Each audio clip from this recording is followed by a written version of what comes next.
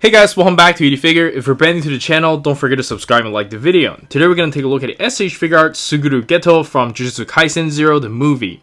And I've heard a lot of good stuff about this guy. I heard it's like the best JJK SHF they've done yet. So very exciting. I'm really curious how they handle the outfit, especially the lower body, because we can get a really good idea if they can do characters like this, right? Because a lot of Bleach, Naruto characters really requires that really soft plastic. Anyways, here's the left box, here's the right of the box, and here's the back of the box. And based on what I've seen, it's amazing, and let's check it out. And here's the figure still in the inner packaging, looking really good. I love how they included weapons and stuff. And yeah, I hope we get like a 2.0 version of Megumi with like swords and stuff, because I know he uses a lot of weapons in the show. But anyways, let's check it out. Alright, and here we have the figure itself, and my first impression on this figure is of course really good. I don't seem to have any paint issues. The joints are nice and durable. Nothing is too loose, nothing is too tight. It feels just right. Like, this is the perfect balance of looseness and tightness from S.H.Figuarts, and if they stay consistent with this, I'll be happy. And let's just take a closer look at the figure. Looks like he walked out straight from anime. Nowadays, they really focus on their Japanese anime figures, and I think they're doing a really good job. And everybody was really worried about the lower body articulation and just the overall design of the figure, because after all, this is a really hard figure to design. But I think Bandai managed to do a really good job here. Like, this whole thing is on a softer material, and these are like the softest I've seen from Bandai, like, because I don't think we have any other figures from S.H.Figuarts that uses this much soft material, so we can't really compare. But based on what I've heard, there's a touch and try event in Taiwan, and people try out the Zoro from One Piece that's coming out, and apparently they said the skirt piece was really horrible. But I can't imagine, because if the Zoro has this kind of like soft material, I don't think that's going to be a problem. But based on what I've seen, Zoro's is like slightly worse, but I don't know. Even though this is like super soft, but it's still not as good as say cloth good, right? Because it's still gonna be a little bit hindered.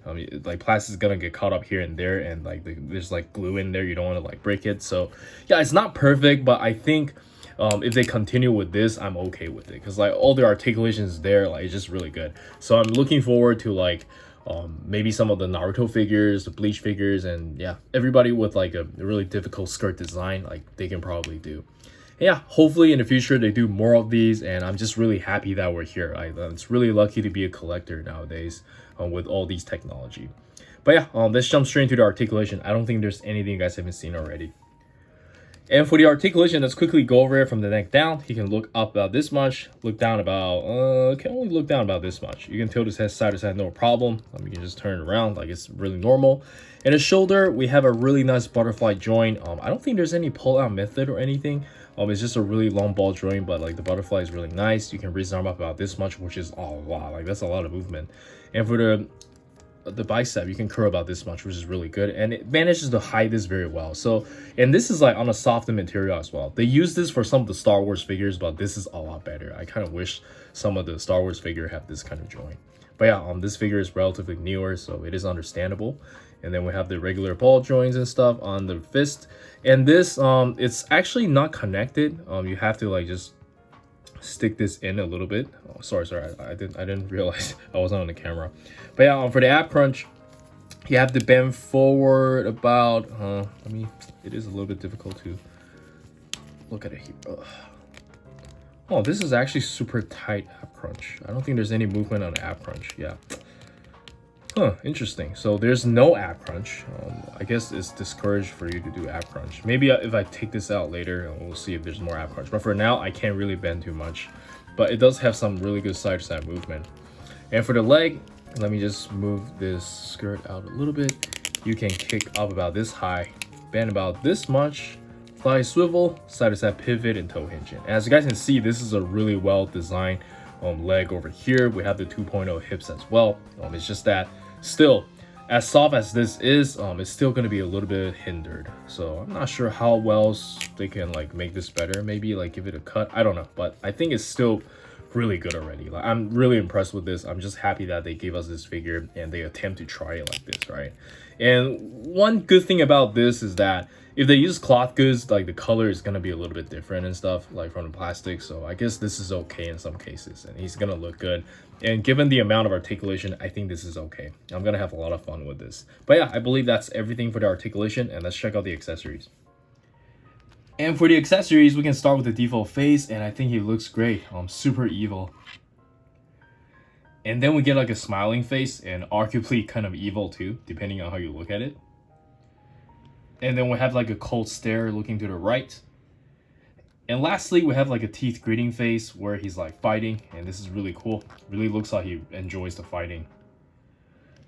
And for the interchangeable hands, first off we get a pair of action posing hands, and these are just nice. And next up we get one right hand for some kind of a power pose. These are always cool as well.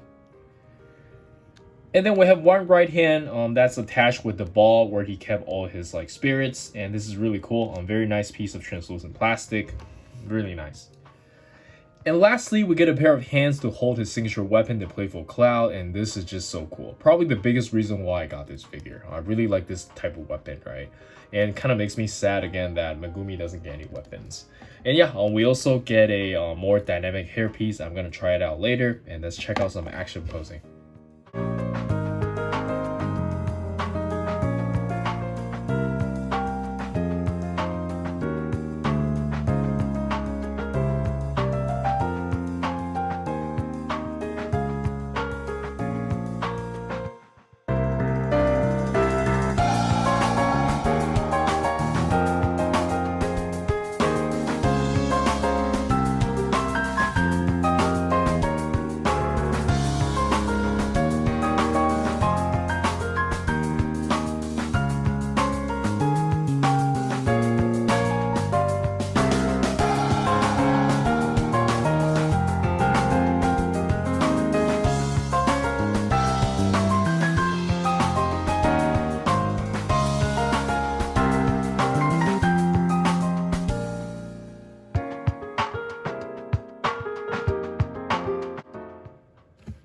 And for the size comparison, let us start with some JJK SHFiguarts, and I think they look amazing together. Really, we should be celebrating. It's always cool we get a villain character, especially such a cool one.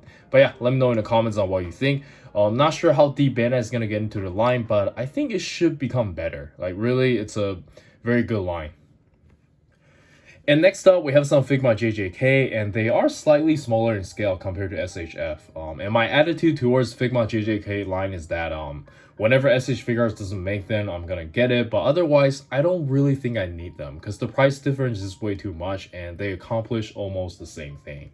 But unless like the Figma version has much better accessories and just looking much cooler, I don't think I'm gonna get it. Like for instance, I didn't pre-order the Utah that's coming out with Figma, so I don't know. Let me know in the comments on what you think. But really, I think the Figma dropped the ball on the Kento Nanami. I still ending up really liking it, to be honest. But like, if S.H.Figuarts were to make a version of Nanami, I think I'm just gonna go all over it, right? And they're listening on social media nowadays, so if the demand is there, I'm pretty sure they're gonna make it.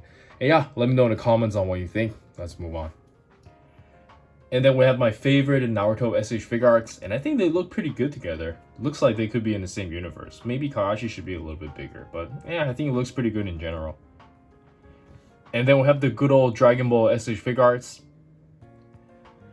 And then we have SH-Figuarts Venom, some Mayfax, and The Rock cosplaying as Black Adam in SH-Figuarts form. And lastly, we have some Figma figures, and let's jump straight into the final thoughts.